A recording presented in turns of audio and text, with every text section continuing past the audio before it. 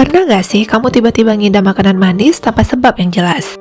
Kadang, tanpa kita sadari, seberapapun kenyangnya kita, selalu ada tempat untuk yang manis-manis, bukan? Padahal kita udah tahu nih, kalau makan makanan yang manis berlebihan juga nggak baik buat kesehatan. Tapi ternyata, di otak kita udah ada program yang bikin kita pengen konsumsi makanan manis terus-terusan. Kamu pasti tahu dong, kalau mengkonsumsi gula berlebihan itu bakal berdampak buruk bagi kesehatan. Tapi meski udah ditahan, kita seringkali tergoda untuk terus mengkonsumsinya lagi dan lagi. Kok bisa gitu ya? Makan dan minum yang manis-manis itu emang enak. Makanan manis memang dikenal baik untuk sumber energi. Dia bisa jadi sumber energi yang bagus untuk bahan bakar dalam tubuh kita. Menurut seorang ahli saraf dari Western University, manusia punya sistem otak yang bisa bikin dia ketagihan sama makanan manis. Kok bisa gitu? Ada kaitan erat antara gula dengan hormon dopamin. Minum atau makan makanan yang manis bikin otak kita bereaksi dengan memproduksi hormon dopamin dalam jumlah yang sangat banyak. Dopamin sendiri adalah zat kimia di otak yang dilepas oleh neuron atau sistem saraf. Ia berguna memberi sinyal atau rangsangan positif serta perasaan bahagia.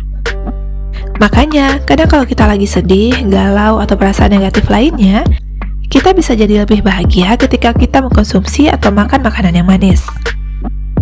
Dopamin inilah yang jadi penyebab kenapa kita ingin terus-terusan mengkonsumsi makanan manis.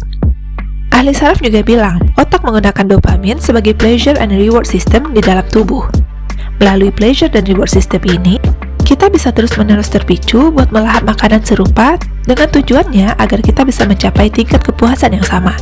Dari sinilah otak kita akan berulang kali mendapatkan rangsangan sejenis. Nah, perulangan ini bisa dicirikan sebagai suatu kecanduan. Terdapat beberapa bahan makanan yang juga menimbulkan efek ketagihan seperti halnya narkotika, alkohol, dan tembakau atau rokok. Penelitian menyebutkan, efek dopamin saat kita mengkonsumsi makanan manis pun sama-sama memberikan kesenangan dan kenikmatan palsu pada otak, dan memberitahu bahwa tubuh kita membutuhkan kalori dalam jumlah yang sangat besar, sehingga dopamin akan dikeluarkan terus-menerus. Jika ini diteruskan, perilaku ini dapat menimbulkan efek yang sama dengan kecanduan yang kemudian menciptakan toleransi dan keinginan yang tinggi terhadap gula. Mark Hyman, seorang ahli nutrisi, bilang kalau gula 8 kali lebih aktif dibanding kokain loh.